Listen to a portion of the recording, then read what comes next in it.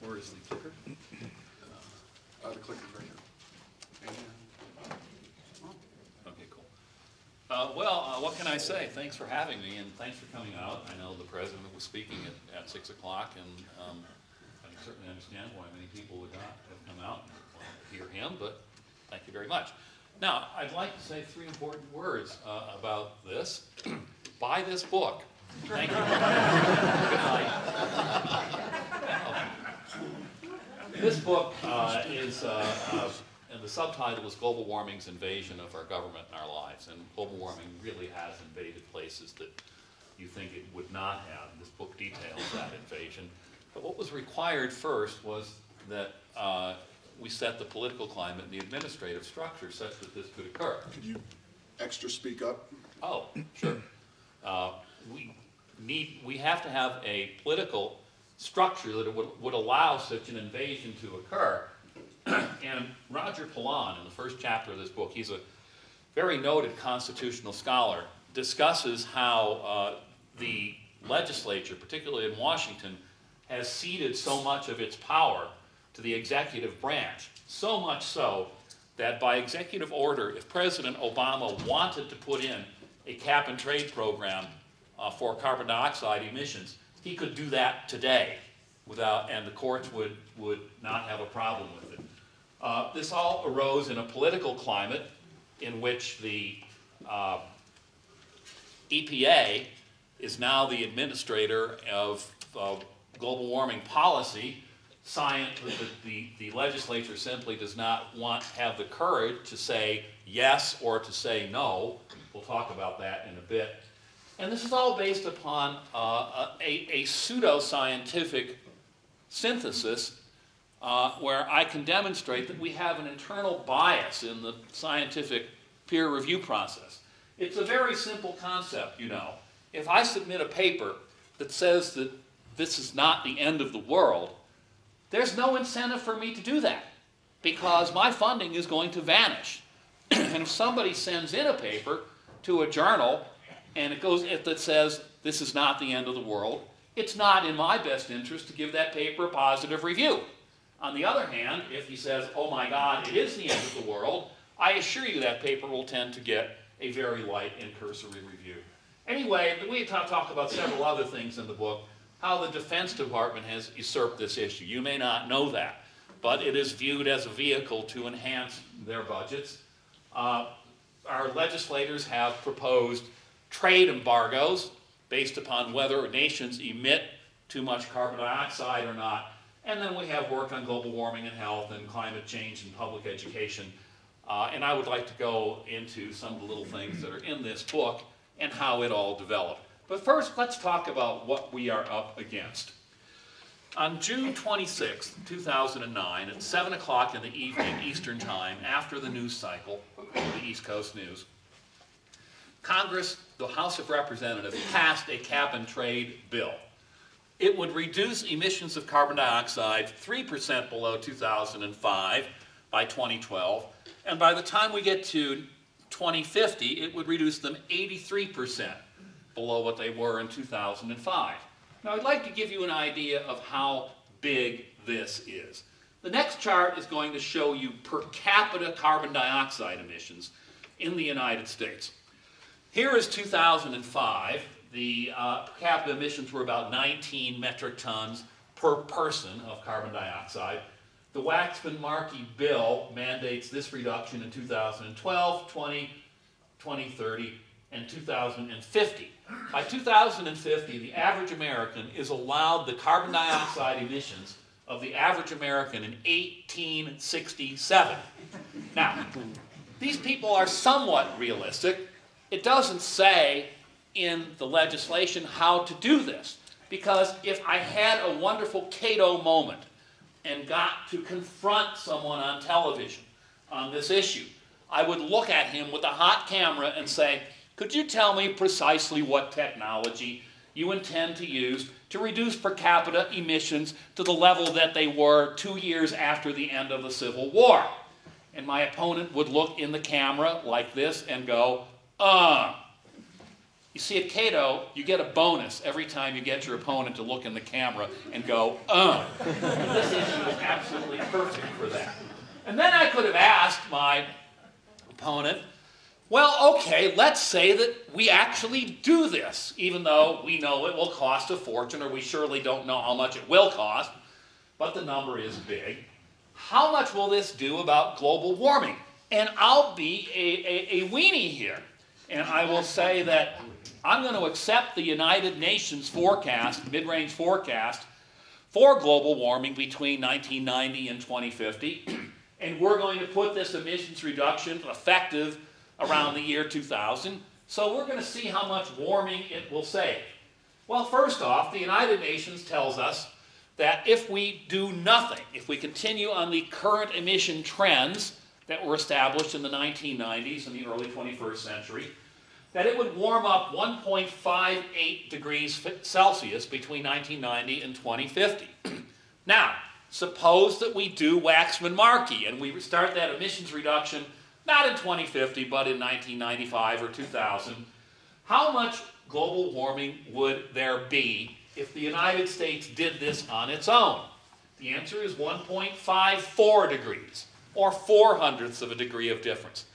But I set up a straw person. You know, I work for universities and we no longer have straw men. Anyway, what if all the nations of the world that have obligations under the Kyoto Protocol on global warming, us, Canada, Australia, New Zealand, the European community, the developed world basically, did the same thing and adopted Waxman-Markey at that point? How much warming would there be by 2050? 1.50 degrees. So, for all those nations undertaking all those reductions, you would have saved 0.08 of a degree Celsius in global warming. Our technology is not sufficient to detect that reduction with confidence. Why is this? Well, here's what's going on in the good old US of A. These are our national carbon dioxide emissions in million metric tons of carbon dioxide. Here's the latest year for which we have figures from the Environmental Information Administration, 2009. And you can see that our emissions have actually dropped to what they were in 1995. Now, 1996, sorry. China's emissions crossed ours in 2006 and are now 42% greater than ours are. That's why what we do does nothing. And these are going to continue to go up as they put online a coal-fired power plant once every couple of weeks or so. A new one. Now, why did our emissions drop?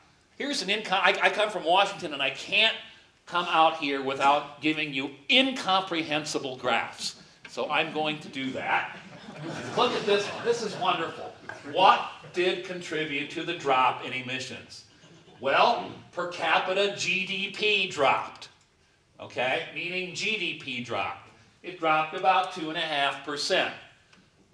And that means that, well, if you have to reduce emissions 83%, how much do you think per capita GDP has to drop? I don't know, but it's certainly larger than that. And this one has a strong likelihood of generating yet another one-term presidency. There's something else that happened, which is, okay, I have to tell you something. A lot of people don't like me. They just don't like my sense of humor. I don't know what's wrong with me. I think I have a bad attitude. I have a great attitude.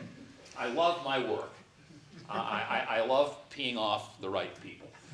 But anyway, one of the arguments I've been making for about 25 years on this is the best policy is to do nothing, because doing nothing actually is doing something. What doing nothing is it's saying to the government, you are not going to take money away from people via cap and trade or via an energy tax in a futile attempt to stop global warming. Instead, you're going to leave it in their wallets, and they are not going to leave it sit in their wallets. They're going to invest. Generally speaking, in the same economic niche, companies that produce things efficiently or produce more efficient things are competitively advantaged in the market. I will tell you, I put my son through college on Honda motor stock. I bought it long before he went to college, and because they produced cars that were much more efficient and produced them efficiently compared to their American competitors that were going on their way to going bankrupt, Bobo goes to school. A lot of other people have done this too. What did I do? I loaned my money to a company, and it used some of that money for research and development. They developed the first hybrid car, along with Toyota. I think the Honda was on the street first. They didn't have a government program like we had, the Partnership for a New Generation of Vehicles, which didn't produce one hybrid car. So my point is that we do things, technologies develop, and people support them if we allow for people to have money, God forbid. Now, what happened that helped drive these emissions down between 2008 and 2009 is in this next incomprehensible graph, which is the carbon intensity. That's the amount of carbon you emit per unit energy that comes out, or unit dollars that comes out.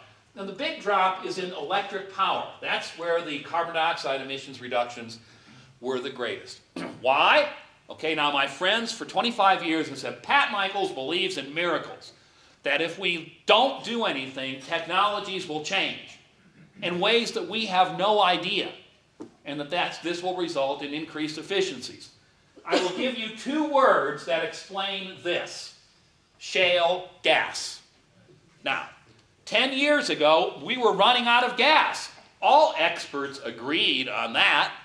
Some people said, no, we aren't. We'll probably find new ways of discovering it or recovering it. And they were soundly booed in the Washington salons, which means they were ultimately respected. So now what happens is Congress, I have to tell you why the Senate did not pass cap and trade. It passed, again, at 7 p.m. on June 26, 2009.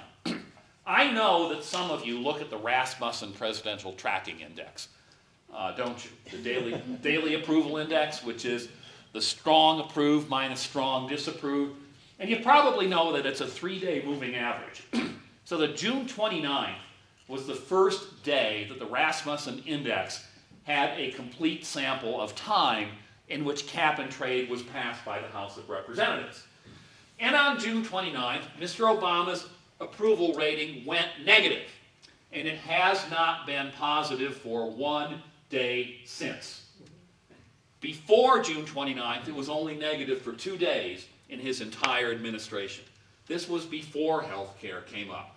Now, I have a feeling that the Senate staffers who look at this thing, probably not when they get into the office, but as soon as they get up in the morning, went to their bosses and said, you can talk a good line about cap and trade, but look at this, don't do it. And as a result, that's why the ability to legislate went from Congress to the EPA. 60 senators did not want to be responsible for shooting the economy through the foot. They would rather that one person, i.e. the president, who they didn't want on their campaigns in 2010 all that much, in case you didn't notice, take the blame for this. And that is where we are today. We are now living in the executive state. And the president can issue that executive order anytime he wants, or he can just let the EPA do it. And if you're going to reverse this, it can't require just a vote of Congress. It requires a veto-proof vote of 291 House votes and 67 senators. That's not going to happen tomorrow. So how does the EPA regulate this? Well, in 2007, the Supreme Court in Mass v. EPA said, you must decide whether carbon dioxide endangers human health or welfare. And if it does, then you must regulate it. The Bush administration said, we don't know, and passed it on to the Obama administration, which very soon after the inauguration decided to float the notion that carbon dioxide endangered human health and welfare. And they based it ultimately largely upon a single document called Global Climate Change Impacts in the United States by the U.S. Global Change Research Program. The Global Change Research Program is an amalgam of every entity that spends your research money on global climate change. It's several billion dollars. Now, I have a question for you. If I am an agency head under the Global Change Research Program, and I go to Congress to testify on this issue, you're Congress people, am I going to tell you well, this is really overblown, okay? So we really don't need the money. No, I would lose my job in a second. And then, if I am a scientist, am I going to write the grant proposal under these funds that says, well, this is overblown? Wait till you see the reviews that proposal gets by your peers, because they are threatened by it, and so are you. So, the result of all this is that science becomes biased. And I'd like to demonstrate that in a little bit. But first of all, let's consider what science is, now that we all admit that it's a public good. Industry used to fund science and stopped. Why? Because the government said it would do it. We'll show why that happened in a second. But we do have public science is public choice now, meaning that the political process is highly enmeshed in this issue. This is a building on 1200 North New York Avenue Northwest, right near Cato Institute in Washington, D.C. It's the headquarters of the American Association for the Advancement of Science. They're my lobby as a scientist. They exist to get research funding. And if you think they are pure and not politically motivated, I offer you what was on the side of their building a few years ago on the 12th Street side. Now, I don't have an actual image of it, so I had to find online something that was as close as possible, but this is very close to the banner that was hanging on the side of the building of the American Association for the Advancement of Science. Yes, a tribute to corn ethanol, a tribute to the policy of the nation that has become the first one in world history to burn up its food supply to please a political mob. You should be crying. This is a tragedy. The last number I saw last year was 42% of it, of the corn. I haven't verified that. I know it was over 30% the year before. That's why corn is $8 a bushel. We can afford it. Other people can't. This is not a moral policy. And they were warned about this by scientists like me and others, that this would produce more carbon dioxide than it would save. But they did not listen, because this is the way the political process responds under public choice. So how in the world did we get here? Let's go back to Dwight Eisenhower in 1961. Every libertarian knows this paragraph in the speech. In the councils of government, we must guard against the acquisition of unwarranted influence, whether sought or unsought by the military-industrial complex. The potential for the disastrous rise of misplaced power exists and will persist. A remarkable prediction, which was verified very short number of years later in Vietnam. So, fine speech. Everybody always cites this as a very prescient observation by Dwight Eisenhower. They don't look at the next two paragraphs, which are equally remarkable. The free university, historically the fountainhead of free ideas and scientific discovery, has experienced a revolution in the conduct of research. Partly because of the huge costs involved, a government contract becomes virtually a substitute for intellectual curiosity. Yeah. Yes, holding scientific research and discovery in respect, as we should, we must also be alert to the equal and opposite danger that public policy could itself become the captive of a scientific technological elite. The prospect of domination of the nation's scholars by federal employment, project allocations, and the power of money is ever present and is gravely to be regarded. Mr. Eisenhower forecast climate coup, government's invasion of, global warming's invasion of government in our lives. Now, he was building upon the historical tradition of his second antecedent, his second precedent, Franklin Roosevelt, who never saw a big government thing that he didn't like. And one of the big government things that he loved was something called the Manhattan Project, which was an explosive success. And he recognized that what it had done is it had taken heretofore disparate communities of scientists and focused them on massive national need. And so in 1944, before the first bomb was tested, but when it was obvious that it was a success, he wrote to Vannevar Bush, who was the head of the agency that oversaw the Manhattan Project. And I'm not going to read this, but what he said was, God, this is a great thing. Can you give me a mechanism that will allow us to continue this after the end of the war, that will essentially round up the scientists of the nation and put them under federal control and addressing the problems that we think they should address, which in his case were defense, health issues, and some other ancillary areas. And thus was the following born. Vannevar Bush proposed the National Science Foundation. He proposed the defense science agencies and all kinds of good stuff, which we might lump under one roof. Now, a prize, a beer, goes to the person who identifies where this image is from. 30 seconds. It's from the movie.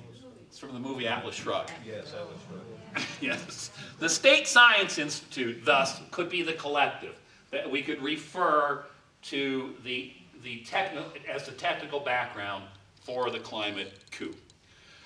Now, what are the beliefs of the State Science Institute? The State Science Institute thinks it's perfect. It knows no sin. It is unbiased. In the case Mass v. EPA in 2007, a group of climate scientists, I couldn't calculate the amount of federal money that they have blown through in their careers, but these are big guns. In Las Vegas, these would be called whales, okay?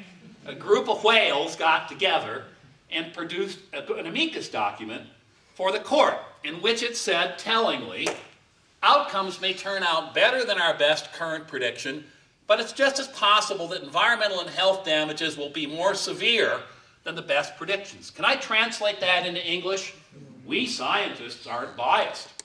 Every new finding that we make has an equal probability of either predicting more warming or less warming, or worse consequences or less consequences. That's what this says. That is the translation of that. My colleagues on the other side, my colleagues at the State Science Institute, have done us a wonderful service. They make statements that really aren't statements. They're testable hypotheses. So let's test this hypothesis. What we'll do is I'll go through 13 months of Science and Nature magazine. And I will look at all the articles they have on global warming and I'll throw them into one of three piles. It's worse than we thought, it's not as bad as we thought, or this paper is neutral and I can't tell. And then I'll give these piles to a few of my so-called friends and say, would you throw these papers into piles? And I hope they're going to do the same, and they threw them into pretty much the same piles, which gave me some confidence in my result. There were 115 articles on climate change or its impact. 23 were neutral. They don't count. We throw those out. 9 say it's not as bad as we thought. 83 say it's worse than we thought. The climate scientists from the State Science Institute have stated to the Supreme Court that every outcome that we have produced has an equal probability of being warmer or colder, worse or better. So if that is true, what's the possibility you could flip that coin, 9 plus 83, or 92 times, and get 9 or less heads or tails?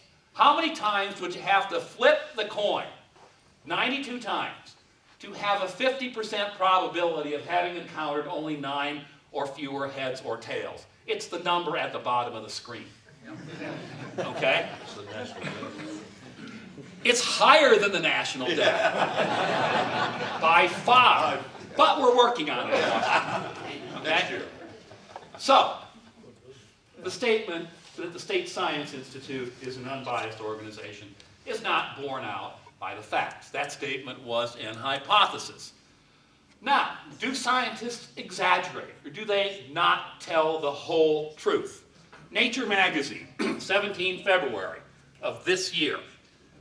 This happens all the time. I just happen to like this one. I don't know if you know Students for Liberty. They had a national meeting in Washington. This came out a couple days before then. That's why it's in my slide deck. Human contribution to more intense precipitation regimes. That's a pretty loaded title. More intense extremes. I'm sorry.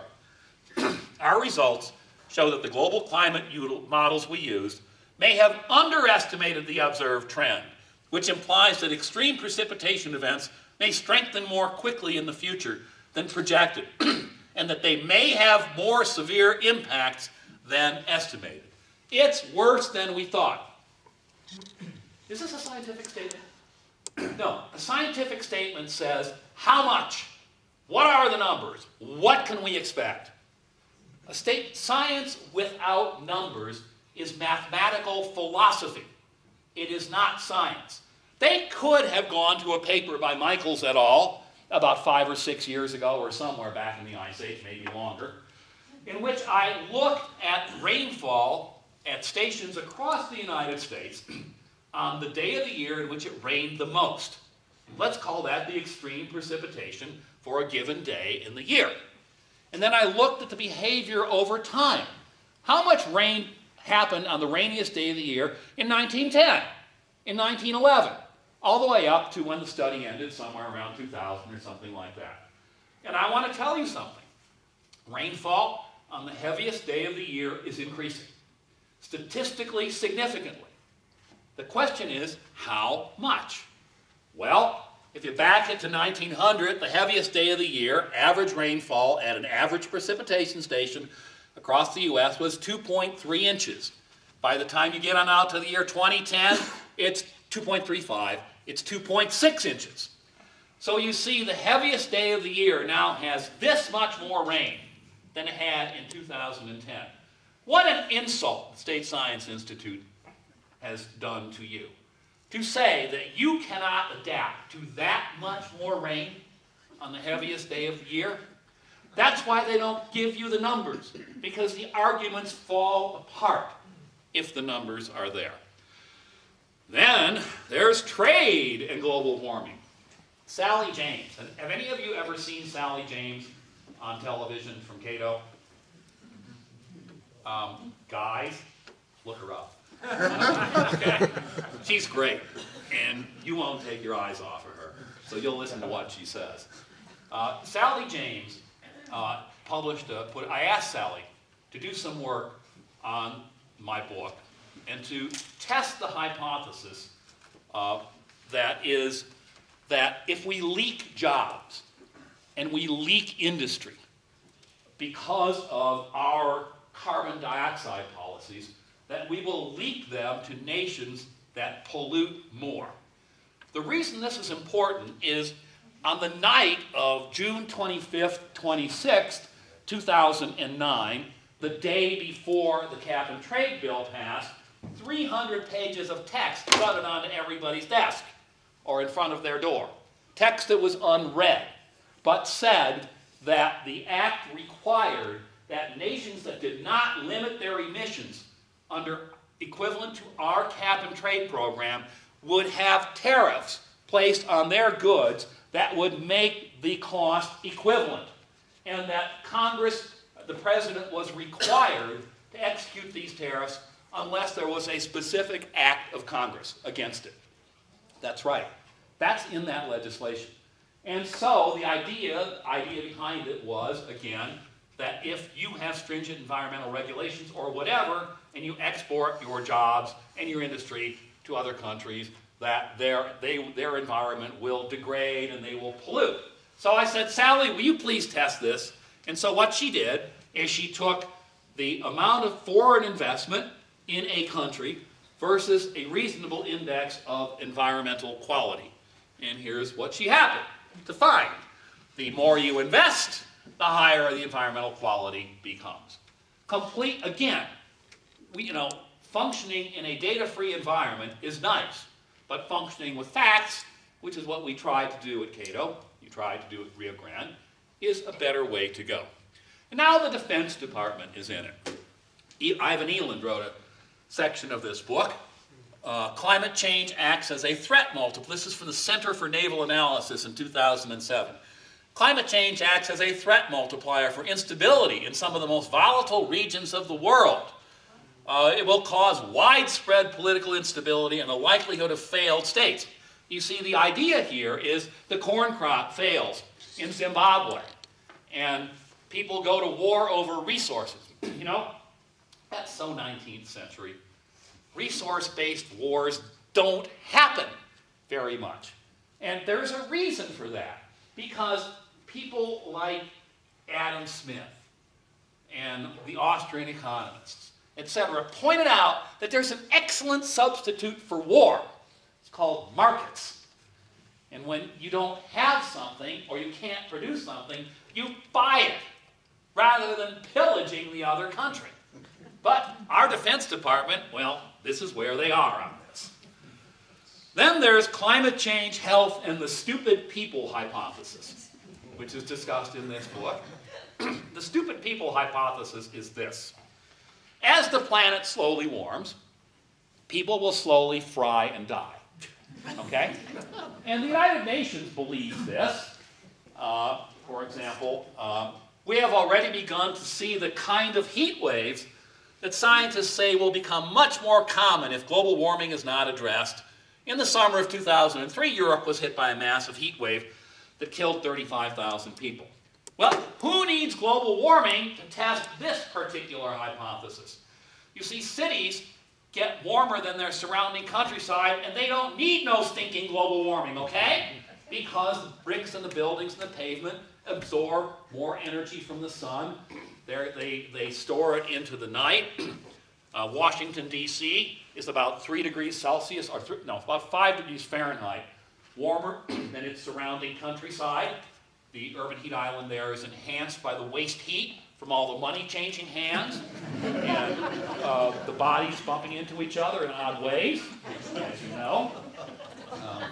That's just the way it is. I'm not saying anything. But anyway, so our cities afforded us an opportunity to test this hypothesis. And Bob Davis, who wrote a chapter of this book, Climate Coup, and I published several papers at University of Virginia. BD is still there. And we looked at 29 American cities since we began keeping statistics on what you died from, and to see what's happening to heat-related death. Guess what? It's going down in 28 of the 29 cities. Why? Because heat waves are becoming more frequent. Want proof? Heat-related mortality is supposed to happen to the elderly, preferentially, and to the very young. The two cities that have the lowest heat-related mortality in the nation are Tampa and Phoenix. Now, if I were a young college kid, I wouldn't go to Tampa or Phoenix looking for a date. Don't take it personally.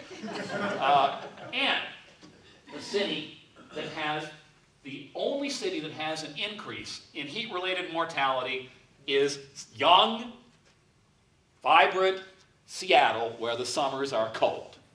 So you see, people adapt. I know this is shocking. Now, as Seattle warms up, its heat-related mortality will drop eventually. And so you say, well, gee, that's great, Michaels.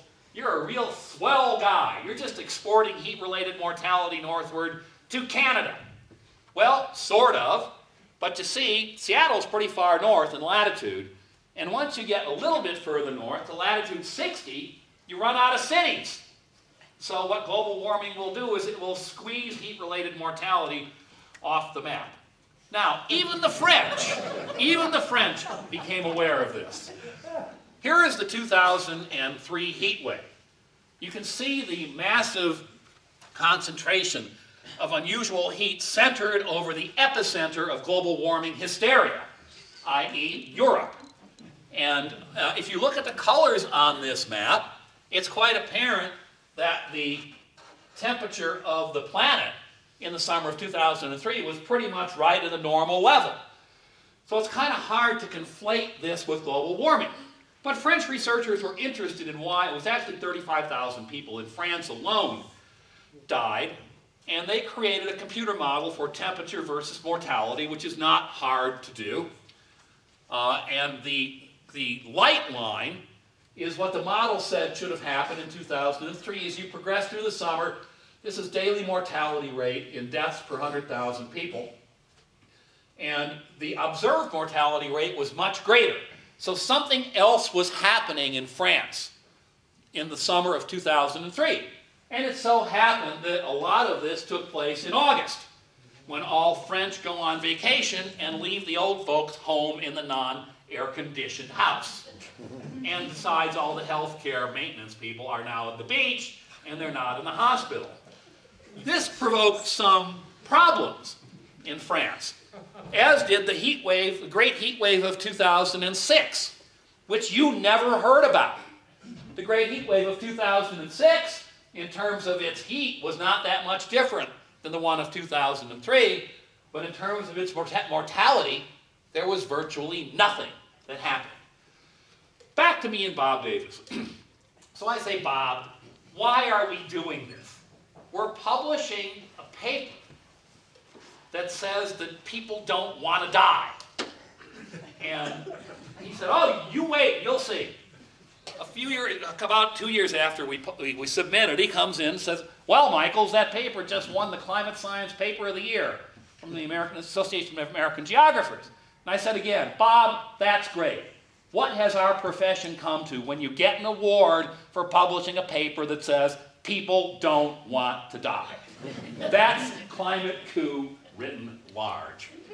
Finally, education as propaganda. Neil McCluskey from Cato wrote a chapter on education, and in it he talks about the the great state of California's environmental literacy standards. Don't worry, they're working on that. California always says that it leads the nation, as you know. Just ask any California liberal. And they will. They will be the first state in the nation to default. So, anyway, according to data from the U.S. National Climatic Data Center, this is their environmental literacy standards, the 50-year trend in California temperatures is 0.43 degrees Fahrenheit per decade, or 4.3 degrees per century. So I went to check this out. And I said, is this really true? So I looked at the last 50 years, and I plot these up for you of California temperatures from the National Climatic Data Center. And indeed, the trend is 0.43 degrees per decade. It's exactly correct. What they neglected to tell you was that since 1975 to 1980, the temperature has been constant. There was a hiccup in temperature that occurred between 1975 and 1980, known as the Great Pacific Climate Shift, cause unknown. And furthermore, that the temperature record actually goes back to 1895 from the National Climatic Data Center. And we can take a look at California's temperature since then. What the California Environmental Literacy Standards did is said, please start your analysis at the lowest point in our temperature in recent times and go forward from there. This is state science, okay? That's what the State Science Institute does. Well, 2 more vignettes from the SSI, and then I'll be mercifully done. The SSI can never admit that it's wrong. Now, Tom Carl happened to be the head of the National Climatic Data Center. And he published a paper in 2000 on the heat wave, or the Great Warming of 1998. There was a gigantic El Nino in 1998, and global temperatures spiked. So if you plotted global temperatures from when the second rise of the 20th century began in 1977 through 1998, you see this remarkable spike there in 1998. And using mathematics that only the initiates of the State Science Institute could possibly understand, concluded that based upon this limited sample of data, there was a 95% probability that global warming's rate of warming had undergone a change point, and from then on we would be rising at 0.3 of a degree Celsius per decade as opposed to 0.17 degrees Celsius per decade. Based upon 1 year's worth of data. If that were my undergraduate student, I say you need a new term paper project, bucko. Okay? Well, anyway, let's see what happened. This is the observed trend in the East Anglia data. We can talk about the temperature data quality all you want. I know it's debatable. 0.17 degrees per decade, and here's 1998, and here's what they said was going to happen, and here's what happened. That blue line is statistically indistinguishable from 0 between 1998 and now, in case you're wondering.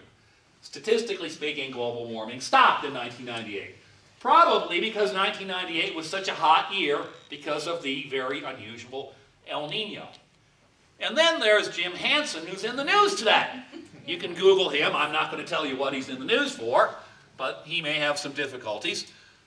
He likes to say that because of the heating of Greenland, in the course of 100 years, Greenland could shed 20 feet's worth of ice in terms of sea level rise into the ocean. Now, this is another testable hypothesis, you see, because Greenland was warmer for millennia after the end of the last ice age. Now, let's say this loss of 20 feet worth of ice occurs for 4 degrees C of warming over 100 years. He said it could happen over 100 years. That means the warming, the melting energy, thermal energy, being forced into the ice is 4 degrees times 100 years, or 400 degree years. Now, according to work by MacDonald et al., chair of the geography department at UCLA, it was quite a bit warmer in the summer in the Eurasian Arctic for millennia after the end of the Ice Age. Why? How do we know that? Because where there is tundra now, there are trees buried in that tundra. And you can carbon date them. They can't grow there now because it's too cold. And it looks like for most of the years, within those millennia, for example, the ice in the Arctic Ocean was probably gone at the end of summer. So much for the polar bears dying. Now let's be charitable and say it's only a 2-degree warming. And it's spaced out over 3,000 years. That's 2 times 3,000, or 6,000 degree years. And still the ice remained on Greenland. It didn't suddenly fall off of Greenland, like Mr. Hansen is so fond of saying. That's what happens. But this guy has an interesting history. Very interesting history. He's the guy who started. Anybody? Well, I'm going to mix my metaphors here. Some of you are old enough to actually laugh at this. But in 1988, on June 23rd, he lit the bonfire of the greenhouse vanities. He did that with his testimony in front of Congress during the middle of a very severe drought and hot period in the eastern two-thirds of the United States, in which he said that the current temperature and human alteration of the atmosphere there's a high degree of correlation between the two of them. Now, there was a little theater here which should tell you everything you need to know.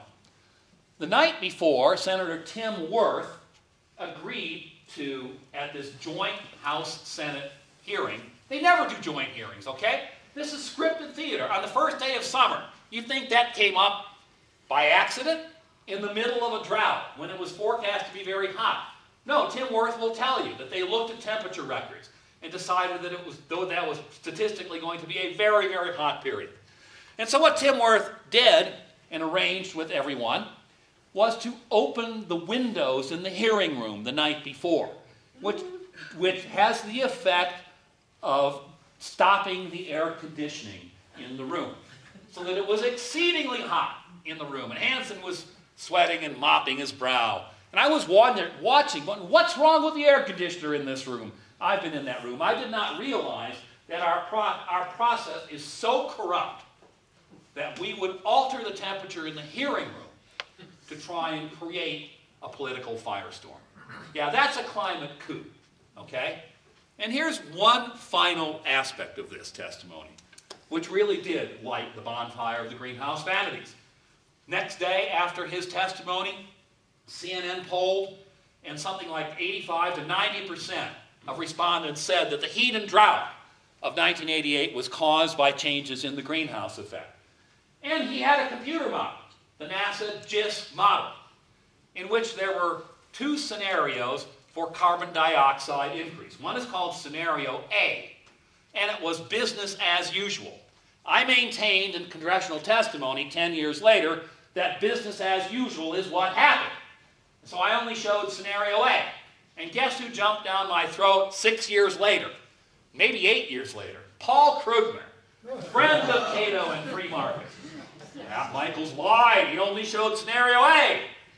But, Mr. Krugman, it was business as usual. Was there any big change in carbon dioxide emissions laws or technologies that occurred between 1988 and 1998 and went into force? Answer, no. Okay, fine. Anyway, I decided I'll show you both emissions increase scenarios and the observed temperature history, not from me or my apparently few friends, but from the National Aeronautics and Space Administration. And here it is. Scenario A. Oh, that's pretty toasty. Scenario B. Observed. This behavior is characteristic of climate models. Yes, you have a linear warming. Note the models do not predict an exponentially increasing warming. And the senator that I discussed this with this morning made the mistake of talking about increasing rates of warming. He then backed down after I corrected him.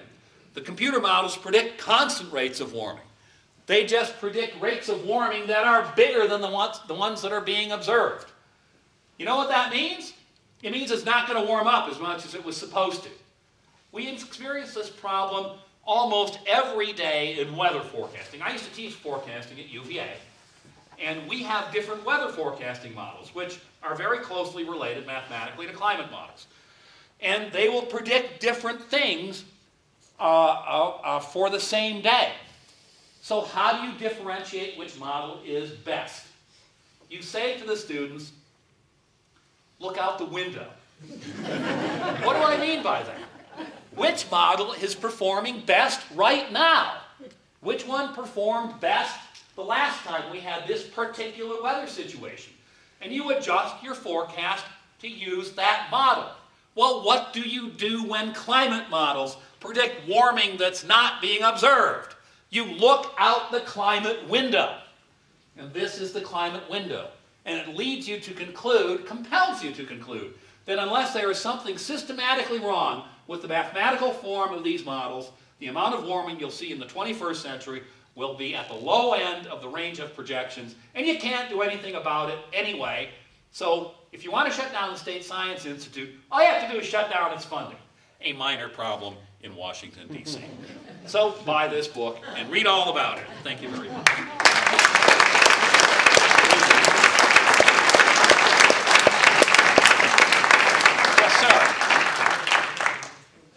The cap and trade legislation does nothing to actually fix global warming. Correct. It's 100% about redistribution of wealth. You're just a cynic. I can't believe it. I've been called worse.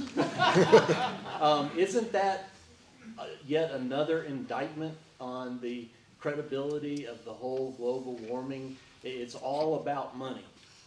Why do we need the Chicago Climate Exchange? Why do we need carbon credits if we're trying to save? I know Milton Friedman must have said this, but so I'm probably plagiarizing him, but what isn't? Okay? I agree with you. But this book tries to document how this has gotten into almost every aspect of our political life. And yeah, of course it's about money. It's about money and power, and what money and power bring in Washington, which is SEX. Okay? It's about the currencies of dopamine in the brain. Yes, sir. My dopamine levels are very high right now because I like to speak on this subject. I don't tell you what I really think, okay? Just curious if you could answer why it seems that this doesn't seem to come down along scientific lines. It seems to be that the more liberal you are, the more likely you are to believe in climate change. That is, the polling data certainly indicates that. It has very little to do with science. It all has to do with what your political belief system is. Do you have a... What you're saying is that climate change is a Rorschach test for your political belief. Right. That you project your values and you interpret them through your synthesis of climate change. Well, I think it's because, unlike many issues which only affect small portions of our life, any serious policy on this affects virtually everything you do. And, I mean, I have liberal friends, and they're very good friends. But I will tell you, they think they know more how to run your life than you do. They do.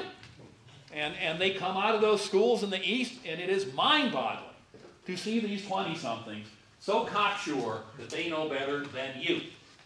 Well, they all voted for the current president. God bless their hearts. Next. I thought there was an interesting piece on NPR. Wait, excuse me. We took all their money, and he said he's going to take more. And I say to them, why do you vote for this guy? I don't know. Next. There seemed to be an interesting piece on NPR this morning that said, Do you mean state radio? public radio, the very, very conservative radio, that said every scientific reputable organization is now on board with the global warming, but the American people aren't. Well, there are several answers to that. First of all, the statement by NPR is meaningless because virtually every scientist believes that the planet is warmer than it was. Okay? And Al Gore uses that rhetorical trick all the time. All scientists believe in global warming. You know, I'm just like you, only better. And, they use this all the time. Now, the second one is the remarkably paranoid hypothesis, which is the American people don't believe this because there are 3 or 4 scientists who go around the country who deny global warming. And one of them is me. Now, I have a question for you. Did I tell you that there's no such thing as global warming caused by people? No. No. The fact of the matter is, you have to say that it's the end of the world, according to these people. That's a conflation of a scientific truism, that the planet is warmer than it is, with a philosophical hypothesis that, oh, this is the end of the world unless we do something about it, implying even that you can't. What really, the reason the American people have this perception, in my personal opinion, is because of who we are. We came to this country, by and large, because we didn't like being told what to do. And frankly, the immigrants that are coming into this country, they don't like being told what to do either. So, you know, this country is rather cohesive along these lines. And we have a very diverse media that is not under nearly as much control as it is in Europe. There's a culture in Europe of believing in your government. There's a culture in the United States of distrusting your government. And long may it reign. Yes, sir. One area where the global warming, pro-global warming advocates legislate is subsidies for both commercial. You think? Commercial and residential solar and Yes. and wind power. Yes. Now, and this contributes to our deficit. You think? Yeah. And How about to economic growth? Green jobs. To what extent? No, to what extent is this? How many billions of dollars? I don't have the number on the top of my head. I meant roughly. But I would, what's that? Roughly. I don't know. I mean, I asked Jerry They don't Taylor. want to ask people, hey, it really costs more. Let me give you, I'll tell you where your answer is. Very authoritative. Cato has a book that, I don't know whether we published it or somebody else. I think we did. Maybe not. But it's called The False Promise of Green Energy, and it just came out about 2 or 3 months ago, and it's got all these numbers in it for you. So if you go to Amazon and get The False Promise of Green Energy, you will see it. Yes? Another area that's pertinent to New Mexico is the emissions from our coal power plant and the alternative ways of cutting it down. That's based on just aesthetics, but making it seem as if it's really health decreasing. And the difference between our coal power plants under, say, the environmental groups with our present governor is maybe $70 million more, according to the people who say, hey, it's polluting, therefore it's decreasing health. It's not. It's hundreds of millions of dollars. Well, you know, with regard to your first question, what is a subsidy? A subsidy is something that you all have money extracted from your pocket to give to you, and maybe you, a small number of people to produce something that you would normally not produce because you would go broke. Okay? This is a remarkably inefficient way of producing energy.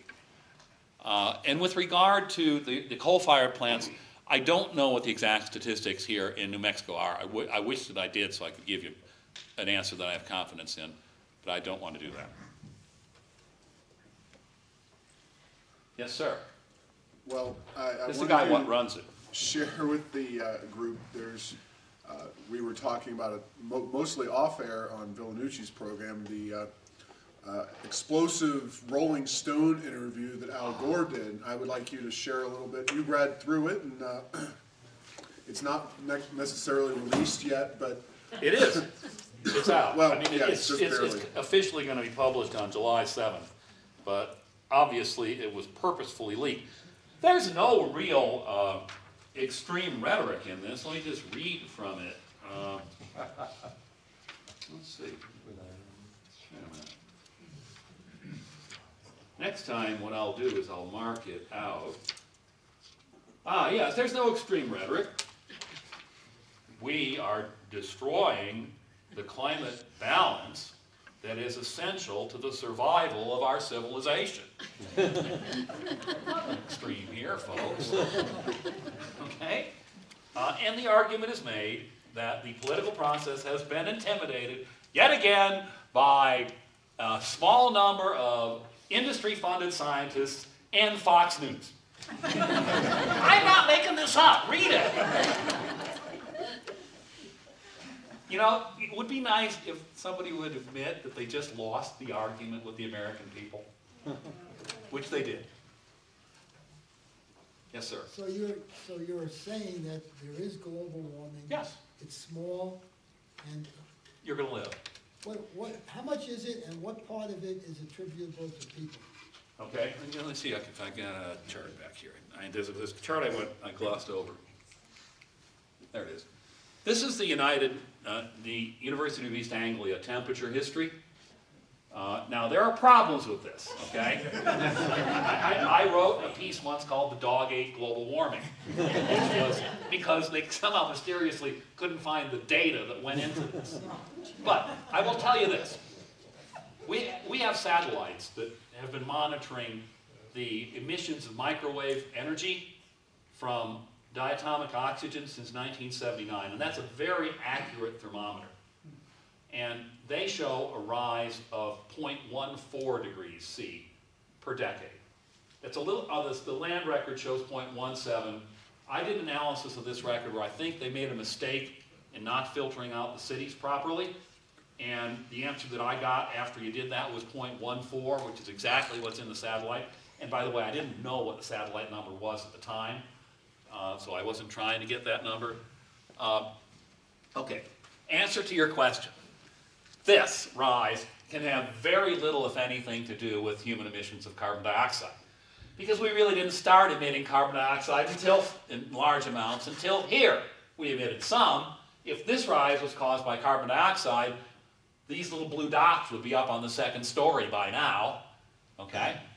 And then this rise here, which kind of ends in 1998 with the big El Nino, is more, I think, carbon dioxide oriented because of one reason. Now, I know that our friends like to say it's all the sun, okay? You know what they say in the emergency room? Hey, how'd you get shot? My friend shot me. My friend's saying it's all the sun. My friend shot me, okay? If it were all the sun, then the entire atmospheric column would warm up. At the surface, in the troposphere, the active zone of weather, and in the stratosphere, and on up. But what's occurred in the second warming there is the surface and lower atmospheric temperatures warmed up, and the stratospheric temperatures went down. That's perfectly consistent with carbon dioxide in the following sense. Here's the carbon dioxide molecule, okay? The photon of infrared radiation comes off the surface of the Earth having been warmed by the sun, and it vibrates. It absorbs at that wavelength. And then it re-radiates that photon. In terms of up or down, it has exactly two choices, up or down. If the photon goes back down, that recycles the energy, essentially, and warms the lower layers of the atmosphere. As a result, there's less of a flux of infrared up. And so the stratosphere cools. And when the sun warms up, that's not what happens. So that's what you see. Now, there are problems with the climate models in their distribution of warming in the troposphere, meaning the active weather zone runs between about 5 miles and 10 miles, depending upon the temperature in the atmosphere, in that the models predict an enhanced warming in the tropics at the high levels. And that's just not showing up in the data, so far as I can tell. Nobody knows why, but the science is settled. What can I say? Oh, by the way, that's another argument that I wish we would take to the State Science Institute. You all say the science is settled. Everybody agrees. Fine.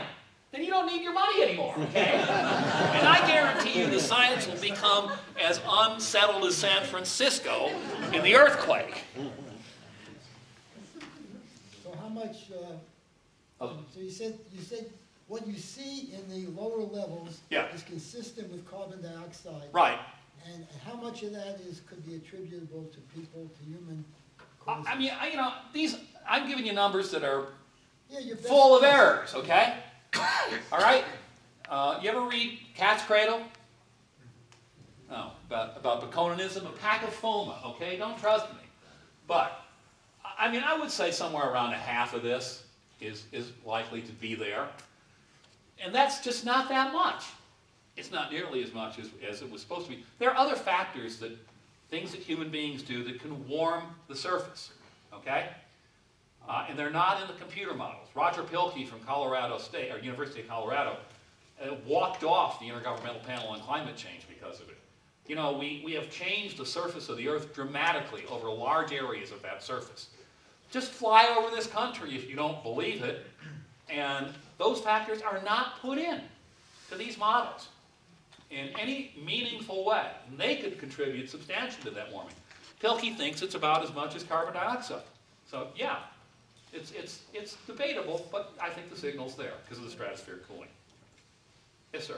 When I look at that graph, the pre-industrial slope and the slope you're talking about, they're the same. Warming, are the same. They are the same. How can you say that half of that is man-caused carbon dioxide? Because we don't have any evidence for stratospheric cooling.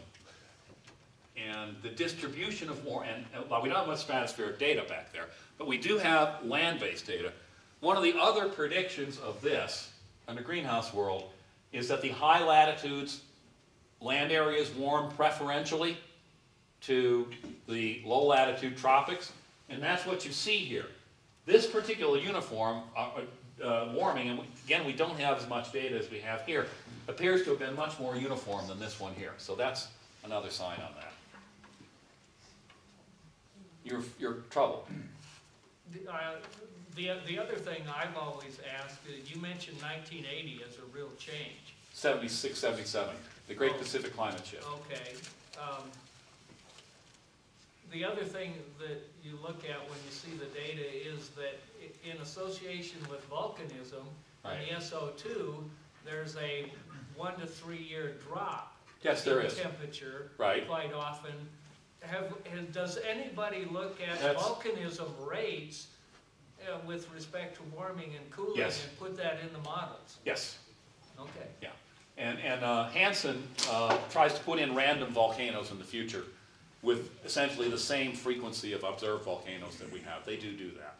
Okay.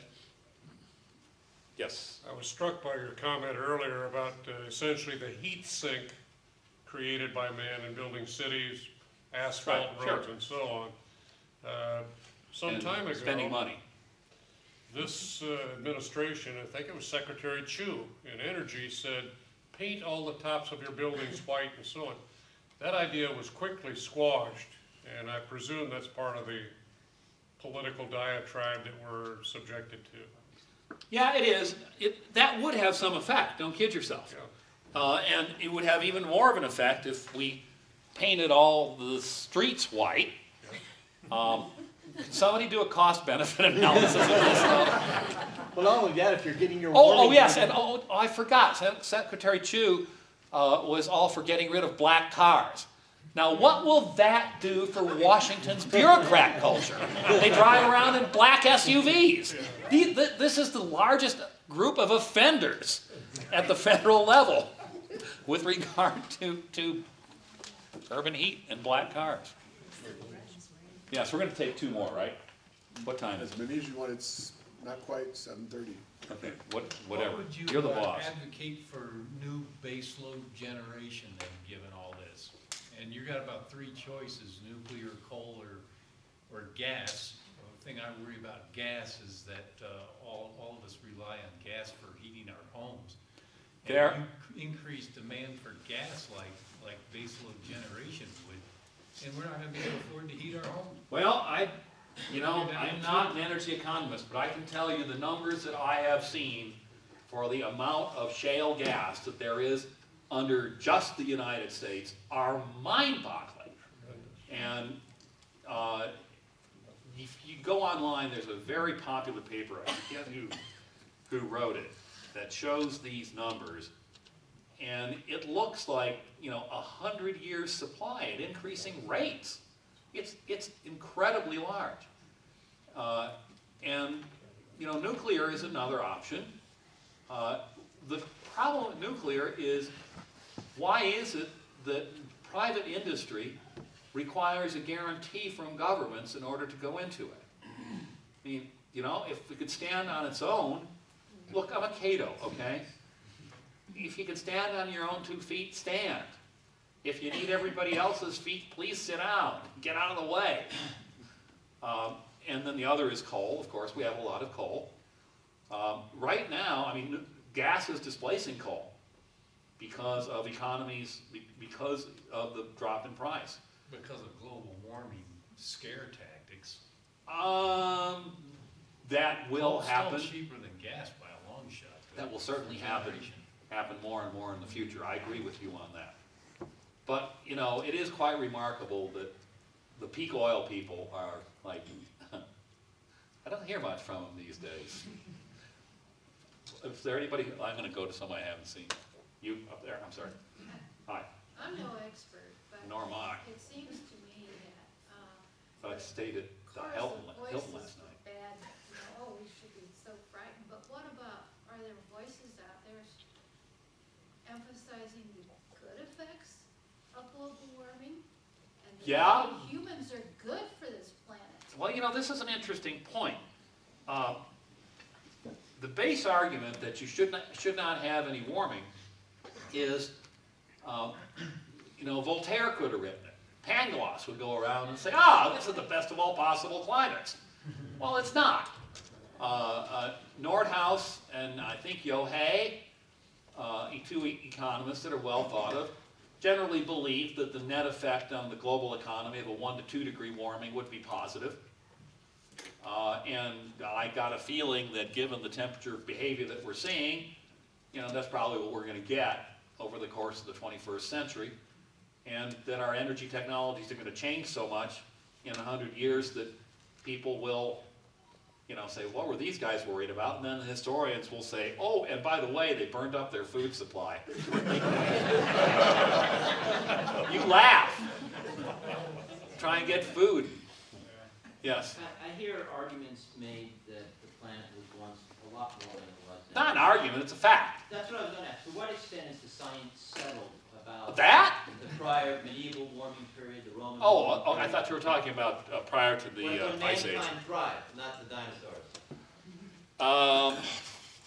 The science is highly unsettled. I think the evidence is reasonably strong that the medieval warm period was statistically indistinguishable from the current era, given the noise and the data that we have to estimate the medieval warm period. And I think it's quite clear that for the millennia after the end of the last ice age, and remember, there were people on this planet at that point, were warmer than it is now. And the polar bear survived. Okay? Yes, sir.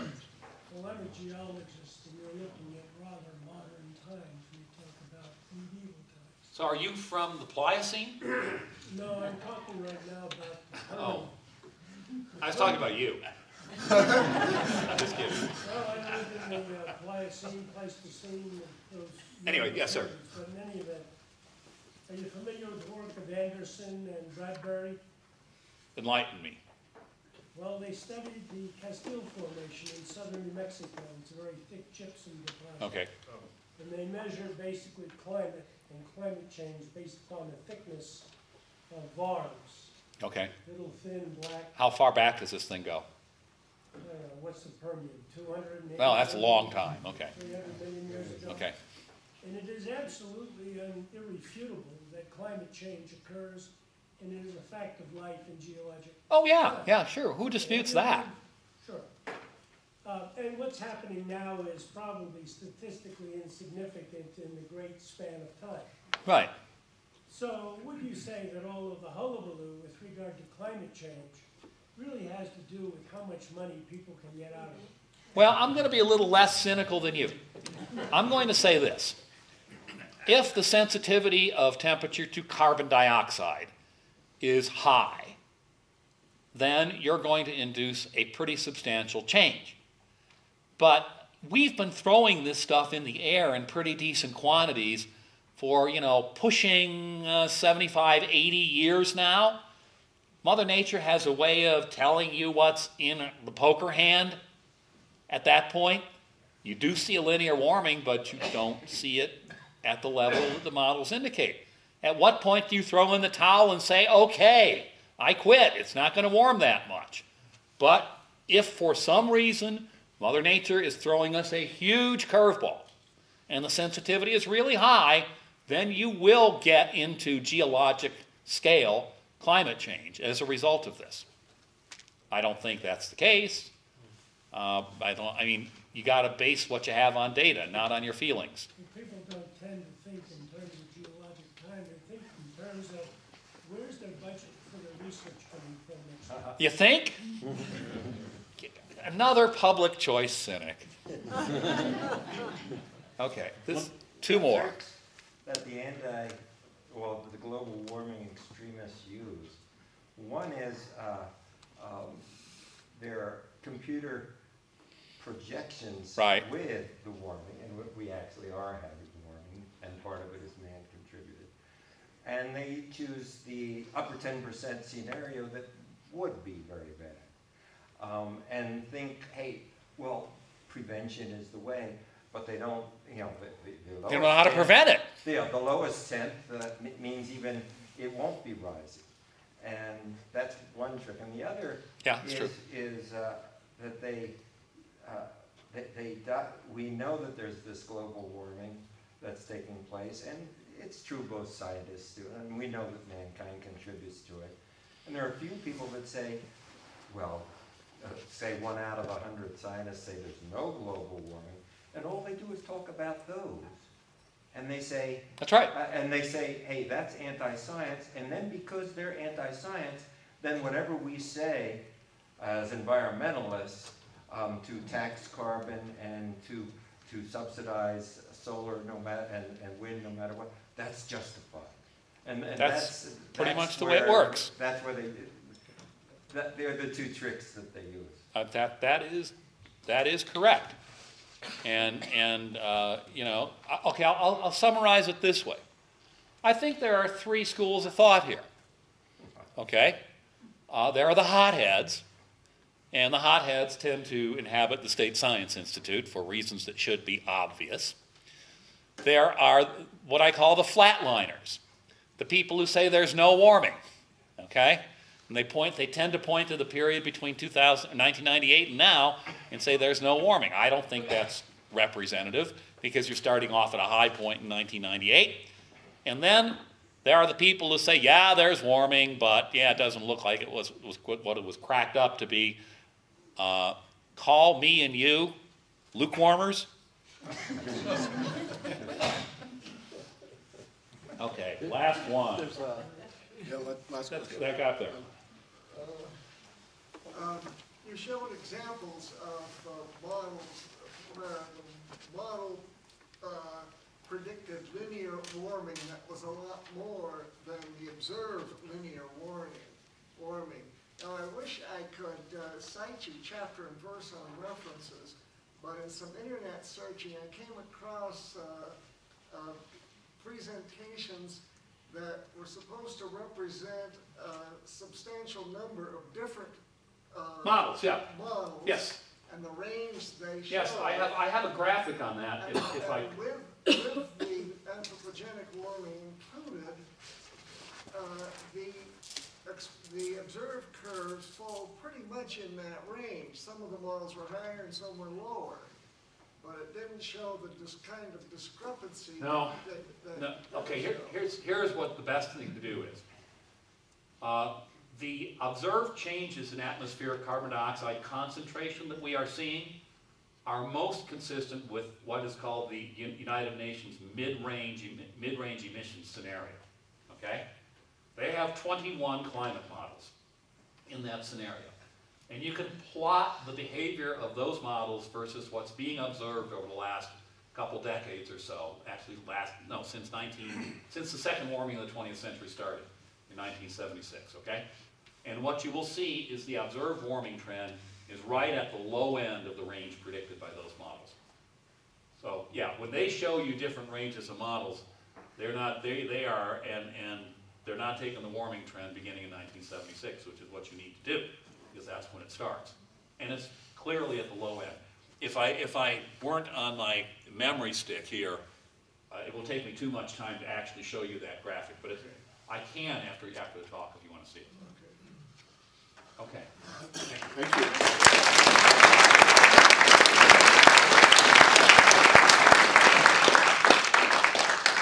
Pat's going to be here for a little bit. You can come up and get your books signed. By the way, there's still unsold books out there, you know, and I don't want to have to I don't know. There may be one or two more out there. I'm happy to sign them out there. Also, don't forget to pick up a pig book and a report. And also, we have another event this Friday. We busy week this week with David Bobb of the Hillsdale College constitutional expert talking on federalism, noon to 1 at the Marriott Pyramid. So you can register for that on our website or just show up, preferably letting us know a little bit ahead of time, although we've already given the hotel account, so just show up and we'll accommodate you. But that's noon to 1 on Friday with Dr. David Bobb at Hillsdale College. And with that, come on up and talk to Pat and get a book signed. Yeah. Now, do you have